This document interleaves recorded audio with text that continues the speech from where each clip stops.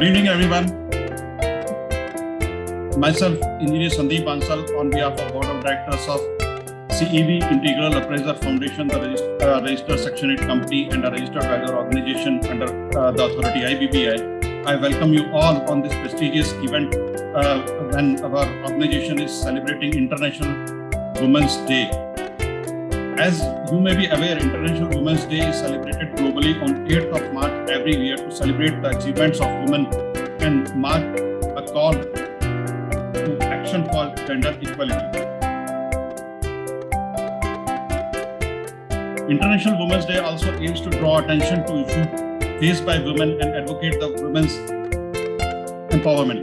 In order to celebrate International Women's Day to recognize exceptional work undertaken towards women empowerment, we seek your support for celebrating women's achievement, focusing on eliminating gender-based violence and discrimination, along with adopting innovative approaches to bring participate perceptible changes to the technical, social, political, economical, and cultural empowerment of women. We at CEV IAF RVO are organizing an event today at 12th of March to be the step closer to gender equality and the vision of women living with dignity and contributing as equal partner in development in an environment free from violence and discrimination. A suitable report along with pictures and videos of the event will be prepared and submitted to the authority IBBI in the forthcoming days, as per the instructions of the authority. As an initiative taken by the CEV, by our all chapter chairmen, that they have initiated a special women chair in the governing board team, and the designation of that chair will be the joint secretary. Congratulations to all chairmen, and we are highly thankful to them for creating this chair in their chapter headquarters as a governing board member. Now, I would like to hand over the platform to our women representative and organizer of this event, Dr. Shifalika, and registered valuer Akshada Sushant, to please continue with the event and take the charge. Thank you very much. Greetings of the day to everyone present here. On behalf of the Board of Directors, as a woman representative of CEV IAF RVO, I welcome all the faculties, participants, and observers to this event. As we all know, we are here to celebrate the presence of women in society and to celebrate their achievements, to celebrate International Women's Day. An organizer, administrative leader, director, recreator, partner, daughter, health officer, teacher, and artist, architect, registered valuer, a woman has various roles to play in her life. To celebrate the importance and significance of women in every person's life, every year, International Women's Day is celebrated on 8th March. Women's Day recognizes and celebrates women in every field. A woman has a positive mind and a fierce nature to excel in their respective fields. Professional and educational institutions are now open to celebrate Women's Day. It's a sign of progress, and they are teaching students to honor and respect a woman. Empowering women is a big responsibility, but it's also vital for gender equality. Furthermore, society benefits when women are treated with respect and are not treated as second-class citizens. Women used to be limited in their houses and were not allowed to leave the house for employment before, but now things have drastically changed. Furthermore, this generation has high regard for women and places a high value on them. Women are undoubtedly turning the world's attention to them. Also, it was previously impossible, but it is now doable, and they are doing so on. Women are achieving incredible heights and even traveling to space, as can be seen. I want to conclude my speech by saying that International Women's Day is dedicated to celebrating the achievements of women in technical, financial, social, cultural, and political fields. The day formed by women helps in bringing attention towards the forgotten women, right and gender equality in a few places around the world. It should be considered a day where everyone acknowledges the value and the importance of women in our lives and all around the world. CEV IAF RVO salutes all the women out there who are doing wonders all around the globe and making their nation proud, especially who came forward with their special topic presentation on this special day. Now, I request my colleague, architect Akshita Dhoot, registered valuer, to take the charge to coordinate this event as per the rules of CEV. Thank you. Good evening, everyone. Welcome to this small webinar on women empowerment. As just said by Shefalika ma'am, women empowerment, for this International Women's Day, we celebrate on 8th March every year. But as we all know, that a single day, we can't imagine a single day without a woman in our house. It all becomes a mess. So women empowerment, it actually comes when we become independent. If we have the right to take our decisions, we have the power. And now it's glad to know that women are equally active in all the sectors of our society. Government is also taking many efforts to create awareness about women empowerment. And this webinar is just a small small information, small awareness on women empowerment. So now I request our first topic for sustainable cities, the new urban agenda. And this presentation will be presented to us by architect Madhu Garg, who is founder and CEO of Creative Consortium, MDC Panchakula. So I request upon architect Madhu ma'am to just take upon the presentation, to start their presentation and share our views. Good evening, everyone. I'm speaking on behalf of architect Madhu Garg. I'm her daughter. Unfortunately, she is traveling. She is in Australia and her timeline was not matching. She is taking a plane as of now. So I'm going to present her presentation to you. I'm going to share my screen now.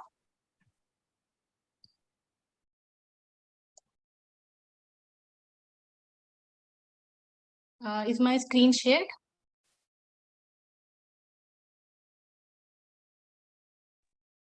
Yeah, it is. It is.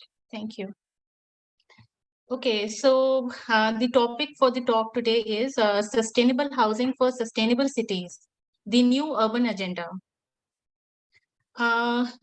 Basically, architect Madhu Garg, she is pioneer as a woman architect, doing multiple multi-crore projects pan-India. This would have been a great platform for her to today talk to you, but unfortunately, she is traveling and she could not talk to you. She has created a niche. We had talks earlier on how it is difficult for a woman to create a niche for herself. But she, being a lady architect, and she started in the year 1990, she made a niche for herself, standing.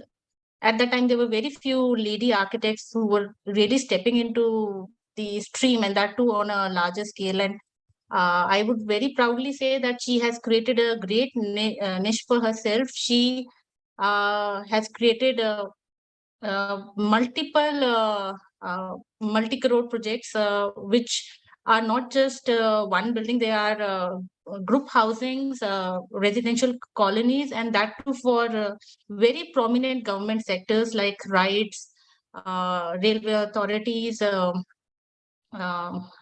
there is Gale, and so on. So she has worked with big government sectors. So through her knowledge, she would like to share how through sustainable design, we can build up sustainable cities. And we all know in today's time, that is the need of the hour, and we have to build more sustainable if we have to give our future generations the life that we have already had and we are enjoying right now.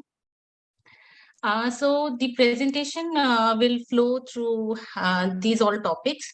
The first topic would be, we'll be discussing on the changing trends in architecture, and more specifically in the northern part, and to the Tri-City area, Chandigarh and its extended towns. Then we'll be discussing how Creative Consortium was pioneer in multi-group housing designs. We were the first one to bring housing concept, vertical housing to Chandigarh and its satellite towns. Then why there is a need for sustainable housing. Then we'll share our approach of how we do with sustainable designs. We have a 3-step planning for sustainable design. And we'll be then sharing some prestigious projects which have been accomplished by Creative Consortium. So to start, Mahatma Gandhi has said, change is inevitable. Be the change that you wish to see in the world. And we stand by it. Time is not still, and so is the nature. Nature won't stand still. In never-ending efforts to create a balance, nature will find its way to remind humans that they are not powerful. If we don't accept the change, the nature will change us.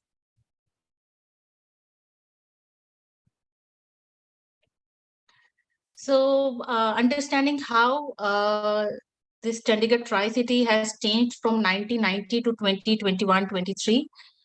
So before 1990, who have lived in Chandigarh would know that we had more of a plotted development at that time. We had a very horizontal city skyline. Maximum, we were just going 1 or 2 story.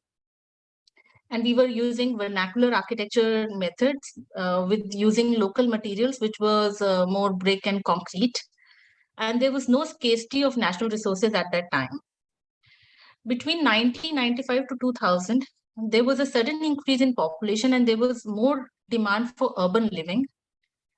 We had new building bylaws, and the government was also encouraging the concept of vertical housing because we needed more houses to for the increasing demand. So the government came up with new bylaws and they gave permission for more vertical housing. But at that time also, we still had only the conventional methods of construction. So we only had that brick and concrete, and we were finding ways of how we can build for high-rise structures like 4 or 5-story group housing. By 2001 to 2010, there was liberalization, globalization, and we know with so much of influx of privatization, the lifestyle of people in the Tri-City, that was also changing. And we were looking at the designs from more of a functional aspect. We were looking into the passive design elements, and we were looking for more modern methods of construction. In the past decade, we have seen a huge scarcity of natural resources, and we have felt a strong need that we need to go more sustainable in the housing. Housing as a sector, or the residential or the building stock as a sector, it consumes almost like 40% of the overall natural resources. And that is why it is very important for all the people who are associated with the sector, that we have to reduce that demand and we have to optimize the supply, and we have to manage around renewable resources.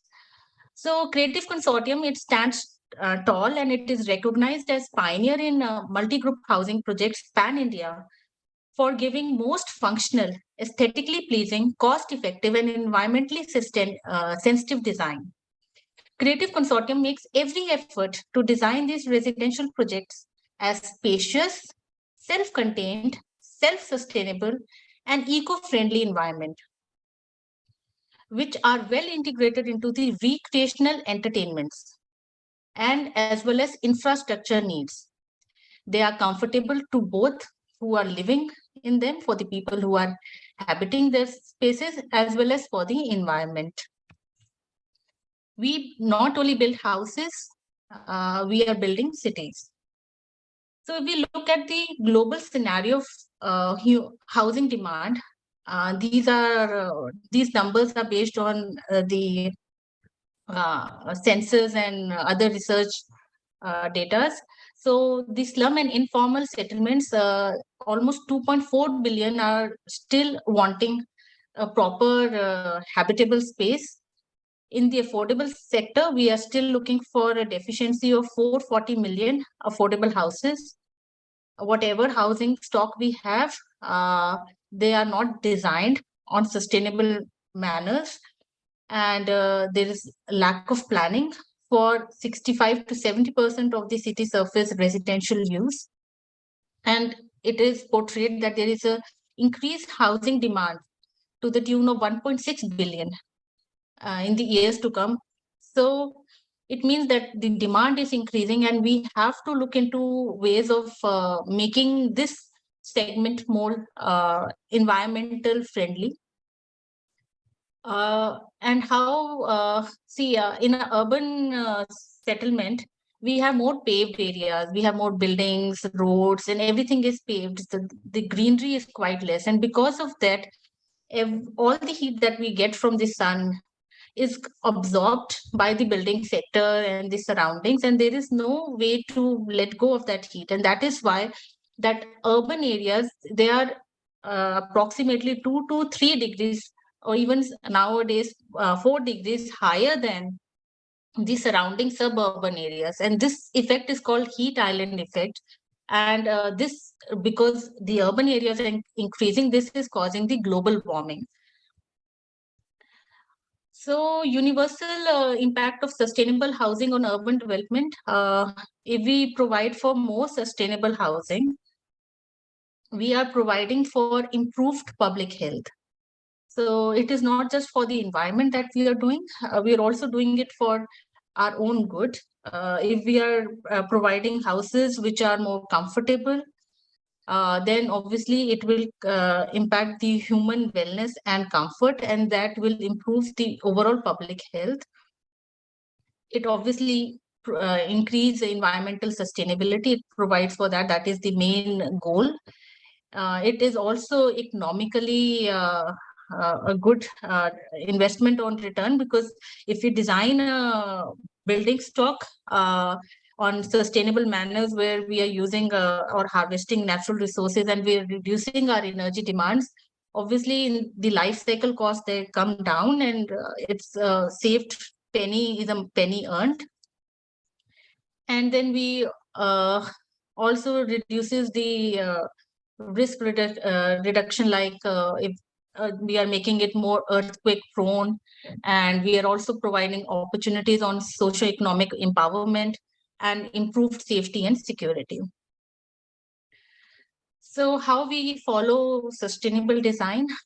We have a 3-step planning to it. The most important step to a sustainable design is first to reduce your demand. If I need, for example, 100 units of energy to run my building, if through design I can reduce that 100 units to 70 or 40 or 50, then it means that I'm not using the rest of the energy, and it means I'm not relying on the fossil fuels, and in a way we are saving the environment. So first and the foremost step is that we try to reduce the demands, and that we can do through passive architecture, which is using design elements where we reduce the demand for energy. Basically everything that we use in the building is in form of energy. It's not just the AC and lighting. In fact, when we are using materials, they also have a energy component to it. So how we can reduce the wastage of materials, and how we can do that is all part of reducing the overall demand of a building. Then is how to optimize the supply. So now I have reduced the demand from 100 to say, let's say 70. Then I am just using 70 units of energy now. So how do I optimize that? So if I have more energy efficient features in my building. For example, my air conditioning system has been installed, which is using less energy, then I'm saving. So out of 70, now my air conditioning systems are working better. My lighting, they are more LED lights, so they are consuming less energy. My water faucets, they are sensor based, so they're using less water. So in a way, I'm also optimizing what I am having. So if I'm reducing the demands, then I'm also optimizing my supply. And third and the foremost is to harvest renewable resources. So in the building nowadays, we are using solar power. We are also finding new ways to harvest wind power in the high-rise buildings. And we are using green terraces, and we are trying to reduce the overall exposed surfaces through planning.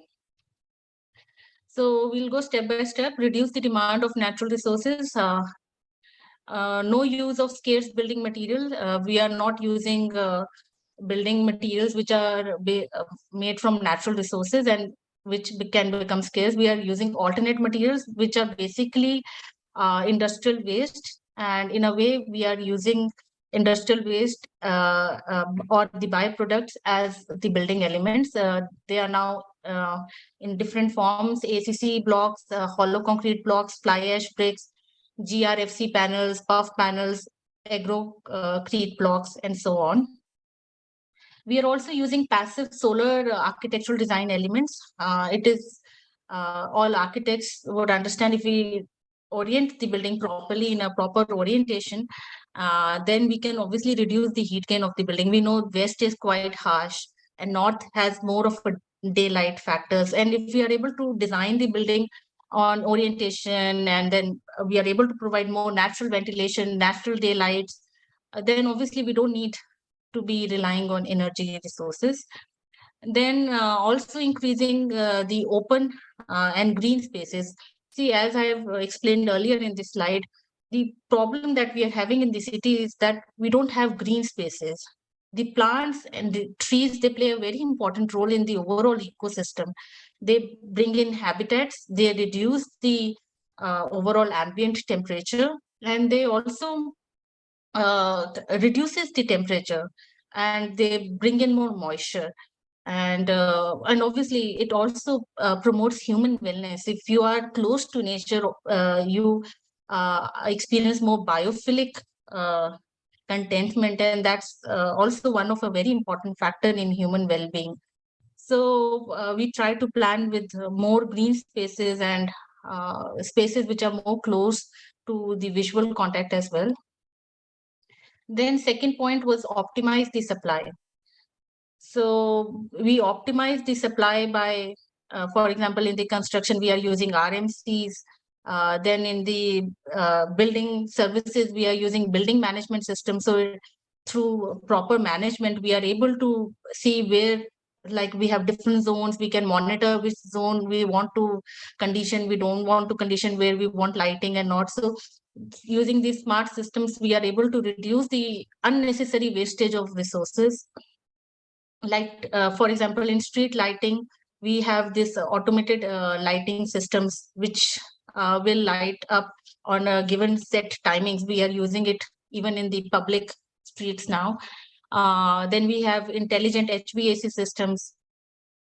And we also have the overall structure system like My1 shuttering. By using My1 shuttering, we are able to reduce the material wastages. So as I explained earlier, material is also carrying energy factor to it. And then the third step is recycle, reharvest, regenerate the renewable resources. So every building, it produces sewerage. So we have a STP plant where the sewerage water is treated, and then it is used for second grade water purposes like watering the plants, car wash, dry wash, and we are not using drinkable water for that. Then it's mandatory to do rainwater harvesting now. Even government has made it mandatory. So whatever rainwater is collected, we try to recharge our groundwater. And if surplus is there, we also use it for irrigation purposes. Then we harvest wind resources. It is especially beneficial in high-rise buildings. Solar is a very common factor now. We are harvesting solar resource for energy as well as for water heating. And this is also picking up geothermal energy, that is using the energy from the ground. So Earth is a very savior of energy. So if it is a very cold environment, if you dig down, it is quite warm. But if it's a very hot environment, if you dig down, it's cold. So we use the energy which is in the earth by using cool pipes which go down in the mud, and we take that coolness or hotness to condition our spaces. So I'll just run through the projects quickly. This was the one of the previous project in 1996, Mangal Jyoti housing project. As you see, it was one of the starting projects, and earlier we were just going 4 to 5 story houses. Stilt plus 5 story. The stilt was used for multi-purpose things, and they were central green spaces. Punjab IAS Officer Cooperative Society Sector 20 Panchkula, Mahalekhakar Cooperative Society Sector 20 Panchkula. So if you would see, we try to plan around the green spaces. Every effort we make to kind of differentiate or segregate the vehicular planning from the pedestrian planning. So if you would look in this site layout, you can easily walk from one block to the other without crossing the roads. So it means if your children are playing in the playground, there's no tension that there's some car coming nearby, and that's what the group housing should have. And then obviously there should be sit out spaces next to it, and there are also big open green parks with it. This is AWHO. Site setting was important in this. The site was very challenging. As you can see, it's not a very rectangular site, which could have made our design journey simpler, but it was having many narrow points and cuts and that. So the site was very challenging. Then the unit planning was also done to bring in the light and natural ventilation. There is sharing of open spaces and different hierarchies. If you can see, the buildings were of different heights in the lower picture here, and then you get views from different heights. So we also maintain hierarchy in heights. This is Orbit Apartment Zirakpur.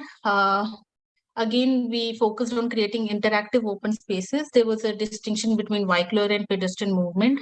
And for this particular housing, to bring, see, another element of human connection is if we are able to connect it with the traditional architectural language, that also speaks very well and helps to create more human connection with the building masses.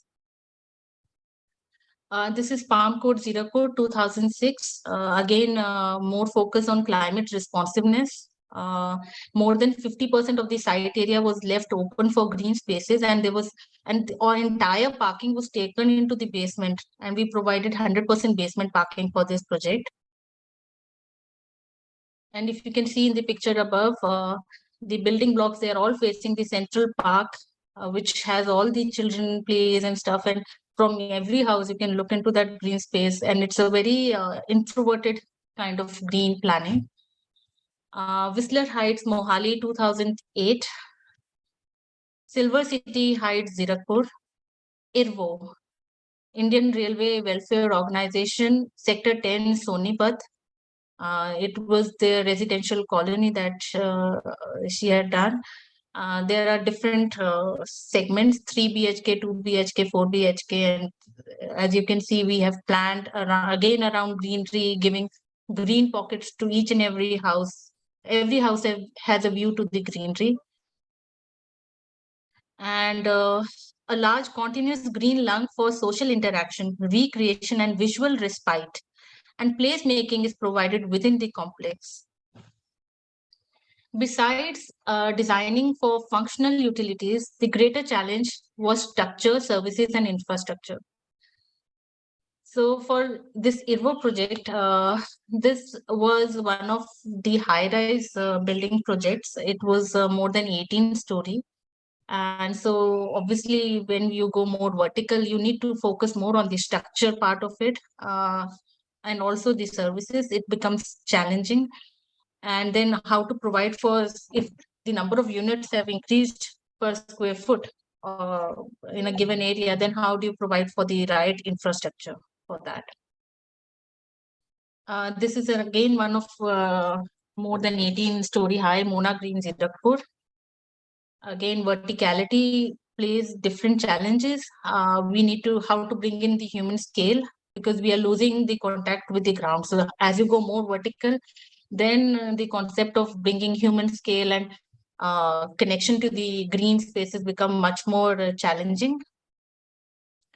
So in this project here, if you would see, the main focus was first on the unit design and affordability. We wanted to place the function first and foremost. Community spaces and sense of belonging was the main content or the aim for this project. This is a National Institute of Biostress Management in Raipur. Again, it is designed for their research labs, academic blocks, and so on. So the rightmost was their academic blocks, and the left side was their entire residential colony. The very important other features were there, like we have already discussed, but the main important feature of this project was stormwater management. See, this because it was it had more open spaces, as you can see the green part here.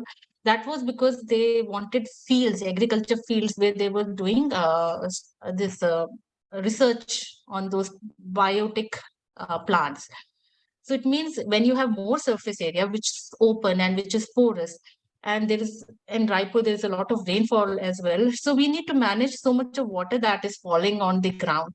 And for that purpose, we did a complete stormwater management for this area. The entire rainwater, when it comes first, it goes into the rain gutter. Then it flows through bioswales, and through that, it forms a natural pond. And then through the pond, it kind of recharges the groundwater again.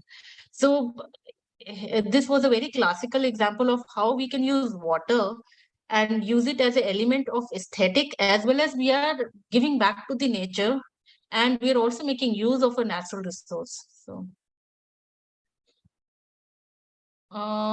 this is vertical housing in Srinagar. Here we had more focus on the local elements of design and architecture. Sloping roofs were required because of the climatic conditions. Then the challenge was to plan for the cold environment. This is Homi Baba Cancer Hospital in Mullapur.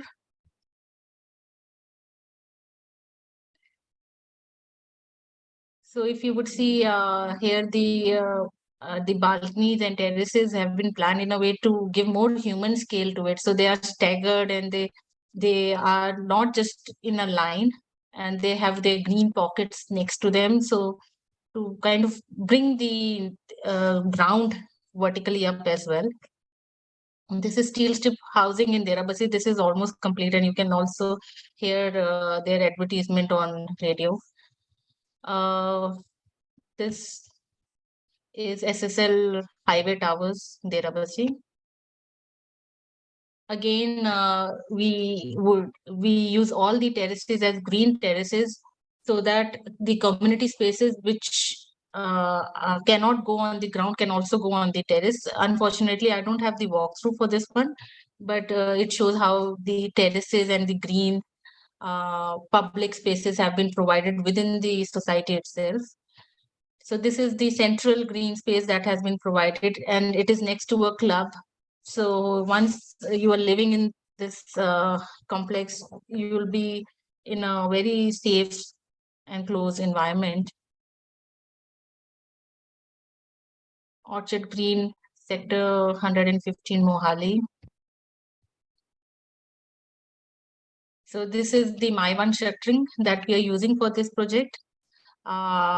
This is something, again, it's going to be the next big thing. And using this structuring, you increase the time, you reduce the time factor, and you save on the cost factor.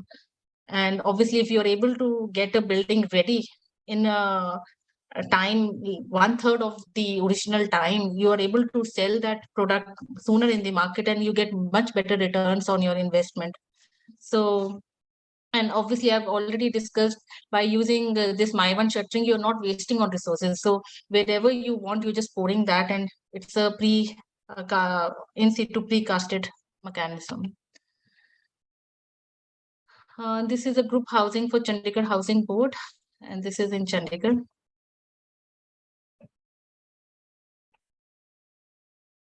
Again, you would see roof terraces, pockets, and stormwater management, unit design, lighting, daylighting, ventilation. So this is how we have approached most of the housing complexes. And if you would, and it gives us a lot of delight. So if we come across any resident of one of our completed projects, they really appreciate the design. Even if it is after 10 years, 20 years, they come to us and say, this is one of the comfortable house that I've been living into. And that is the biggest achievement. I think she would have mentioned it to you, that you can get once the user or the end person, he comes and says that I find this house very comfortable, and it has given me proper lighting, and I feel very comfortable. There's natural ventilation. And in fact, my room sizes are quite good. And that even the developers, they have appreciated, and that is why they have associated with us, because we are able to give a much more functional and a high efficiency design in the given floor plate scenarios. This is a housing in Hyderabad. It's a 25-story housing, and then again we are bringing in element of human scale by staggering and giving green terraces which overlook, and you are part and parcel there. And thank you so much. If anybody has any question, I can entertain that.